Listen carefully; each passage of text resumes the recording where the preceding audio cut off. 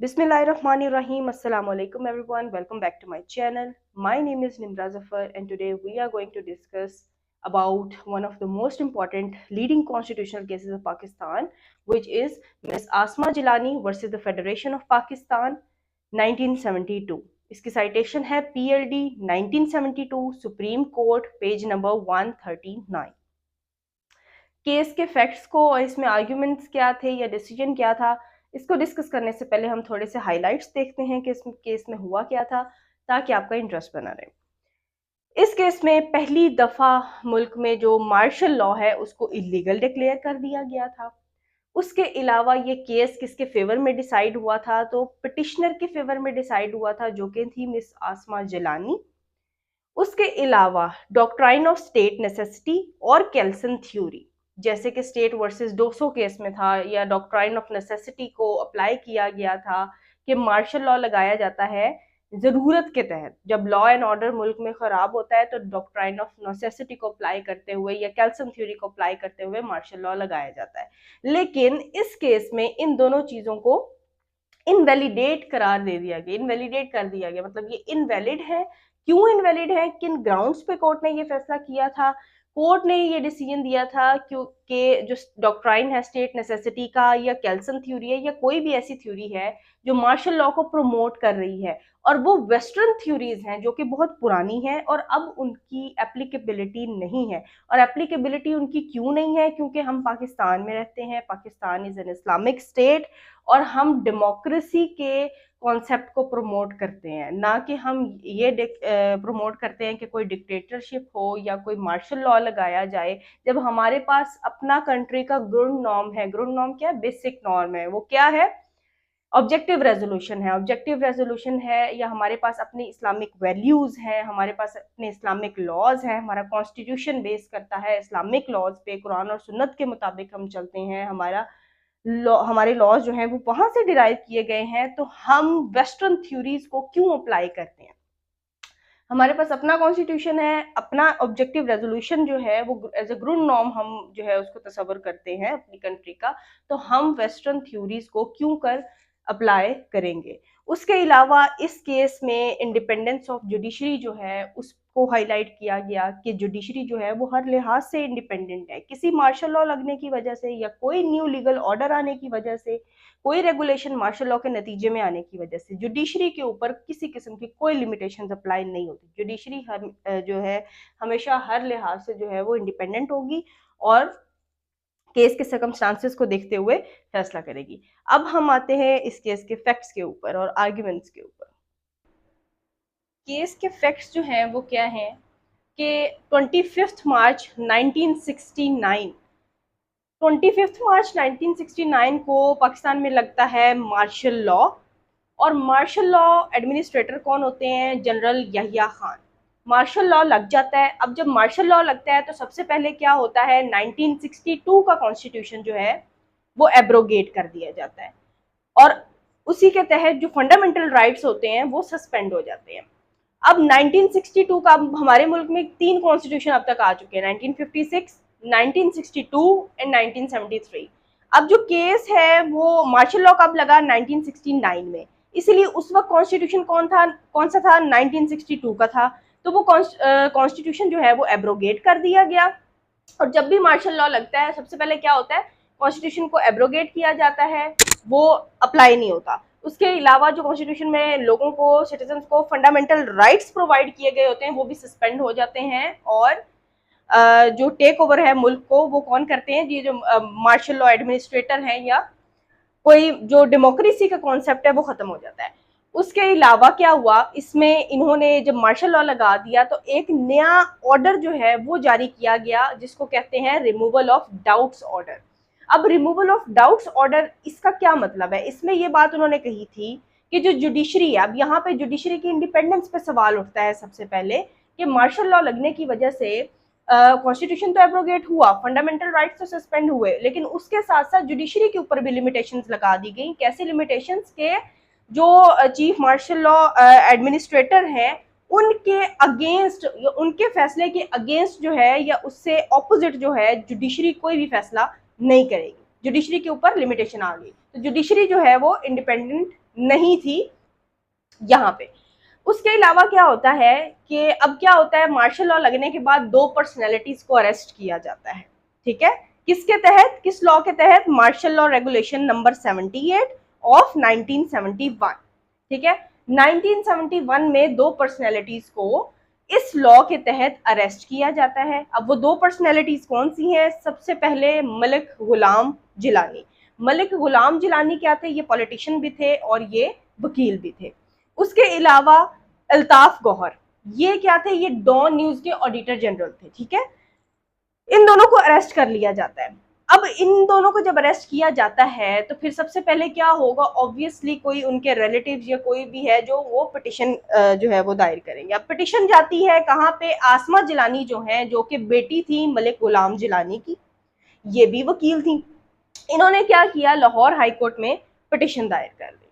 और दूसरी तरफ अल्ताफ गौहर के जो है उसमें पिटिशन किसने दायर की? जरीना गौहर, जो कि इनकी वाइफ थी, इन्होंने पिटिशन दायर की सिंध हाई कोर्ट में। ये है केस के फैक्ट्स कि क्या क्या हुआ, मार्शल लॉ लगने के बाद हुआ। अब इसमें कौन कौन से पॉइंट्स रेज होते हैं? अब केस के फैक्ट्स को देखते हुए सबसे पहला मसला क्या था कि मार्शल लॉ के ऊपर सबसे पहले क्वेश्चन आता है कि क्या ये वैलिड था या इनवैलिड था, लीगल था या इलीगल था। सबसे पहला पॉइंट ये इशू हमारे पास ये आता है। दूसरा इशू हमारे पास क्या आता है कि जो रिमूवल ऑफ डाउट्स ऑर्डर है, क्या ये लीगल था या इलीगल था, क्योंकि इससे जुड़ी हुई है क्या? Independence of judiciary. दूसरा हमारे पास जो इशू आता है वो है इंडिपेंडेंस ऑफ जुडिशरी के ऊपर क्वेश्चन उठता है। तीसरी चीज क्या है कि ये जो मार्शल लॉ रेगुलेशन नंबर 78 है 1971 की, क्या ये लीगल है या नहीं? इससे ही पता चल जाएगा कि मार्शल लॉ लीगल था या नहीं था, और ये जो दो पर्सनैलिटीज को अरेस्ट किया गया था ये लीगल है या इलीगल है। अब इसमें हम देखेंगे कि दोनों पार्टीज की तरफ से क्या आर्ग्यूमेंट्स थे और उसके बाद कोर्ट ने इसमें क्या वर्डिक्ट दिया। अब जब मिस आसमा जिलानी और जरीना गौहर जो थी, जब वो दोनों पिटिशन मूव करती हैं लाहौर हाई कोर्ट में और सिंध हाई कोर्ट में, तो सबसे पहले अब हम देखेंगे कि क्या वर्डिक्ट होता है लाहौर हाई कोर्ट का और सिंध हाई कोर्ट का। लाहौर हाई कोर्ट में और सिंध हाई कोर्ट में इनिशियली इस स्टेज के ऊपर जो है इन दोनों की पिटिशंस को डिसमिस कर दिया जाता है। किस ग्राउंड पे डिसमिस कर दिया जाता है? रिमूवल ऑफ डाउट्स ऑर्डर की ग्राउंड पे। अब रिमूवल ऑफ डाउट्स ऑर्डर, जैसे कि हमने देखा कि ये क्या था कि ये इंडिपेंडेंस ऑफ जुडिशरी के ऊपर एक बहुत बड़ा क्वेश्चन है। ठीक है, कैसे कि जो जुडिशरी है वो कोई भी फैसला नहीं करेगी जो कि इनकंसिस्टेंट होगा किसके फैसले से? चीफ ऑफ आर्मी स्टाफ, जो चीफ मार्शल लॉ एडमिनिस्ट्रेटर है उनके फैसले के अगेंस्ट कोई भी नहीं होगा। मतलब जो भी होगा वो जो मार्शल लॉ जिन्होंने लगाया है, जो वो फैसला करेंगे वही फैसला जो है उसी से रिलेटेड जो है उसी तरीके का फैसला करना पड़ेगा जुडिशरी को भी। ये ग्राउंड लेते हुए इन दोनों की जो पिटिशंस थी वो डिसमिस कर दी गई। अब क्या था, जब यहाँ से इनकी पिटिशंस डिसमिस हुई तो फिर मिस आसमा जिलानी जो है उन्होंने पिटिशन जो है वो फाइल की कहाँ पे? सुप्रीम कोर्ट में फाइल की। और सुप्रीम कोर्ट में इन दोनों पिटिशंस को कंसोलिडेट कर दिया गया, मीन्स इकट्ठा कर दिया गया और एक ही दफा सुना गया। अब सुप्रीम कोर्ट ने यहाँ पे क्या वर्डिक्ट दिया है, सुप्रीम कोर्ट क्या ग्राउंड्स लेती है किसके फेवर में? आसमा जिलानी के फेवर में फैसला सुनाते हुए वो कहते हैं कि जो डॉक्ट्राइन ऑफ नेसेसिटी है या कैल्सन थ्योरी है, जिनकी बेस पे पहले भी डिसीजंस हो चुके हैं और मार्शल लॉ को वैलिडेट करार दिया गया है कि ये जो मार्शल लॉ है ये लगाया जाता है डॉक्ट्राइन ऑफ नेसेसिटी के थ्रू, कि जरूरत जब महसूस होती है, मुल्क में लॉ एंड ऑर्डर की सिचुएशन खराब हो जाती है, तब जरूरत के तहत जो है वो हमें मार्शल लॉ लगाना पड़ता है। और कैल्सन थ्योरी भी यही है। तो सुप्रीम कोर्ट क्या ग्राउंड लेती है कि जो कैल्सन थ्योरी है या डॉक्ट्राइन ऑफ नेसेसिटी है, कि अगर मार्शल लॉ लगता है और उसको अपोजिशन अपोज नहीं करती तो मार्शल लॉ वैलिडेट हो जाता है। This is Kelsen theory. ठीक है, और जो डॉक्ट्राइन ऑफ नेसेसिटी है ये दोनों को सुप्रीम कोर्ट कहती है कि ये यूनिवर्सली एक्सेप्टेड नहीं है और ये ज्यूरिस्प्रूडेंस के जो मेरिट्स हैं उनके ऊपर पूरा नहीं उतरती और ये आउटडेटेड है या पुरानी थ्योरीज है और ये टोटलिटेरियनिज्म के कॉन्सेप्ट को सपोर्ट नहीं करती, फेवर नहीं करती, जिसमें कलेक्टिविज्म के जो है वो कॉन्सेप्ट उसको प्रमोट नहीं करती, जिसमें सबके बारे में सोचा जाए। अब इसके अंदर जुडिशरी भी आती है, इसमें आपकी स्टेट भी आती है, इसमें आपके सिटीजन्स भी आते हैं, सबके बारे में जो है वो इसको सपोर्ट नहीं करती कैल्सन थ्योरी।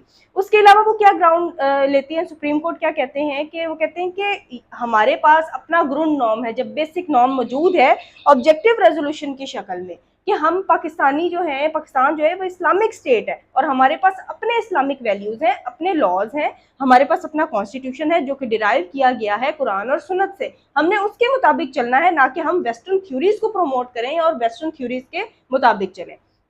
और सोवरेनिटी जो है वो अल्लाह ताला से बिलोंग करती है। और तीसरे वो क्या बात कहते हैं, वो कहते हैं कि मार्शल लॉ जो है ये इलीगल है, मार्शल लॉ इलीगल तरीके से लगाया गया है, इसकी कोई रीजन नहीं बनती। मार्शल लॉ को इनवैलिडेट कर दिया गया और उसी के साथ जब मार्शल लॉ इनवैलिडेट हो गया तो उसको मार्शल लॉ लगने के बाद जो रिमूवल ऑफ डाउट्स ऑर्डर आया वो भी इनवैलिडेट हो गया और जो मार्शल लॉ रेगुलेशन नंबर 78 थी वो भी इलीगल करार दे दी गई।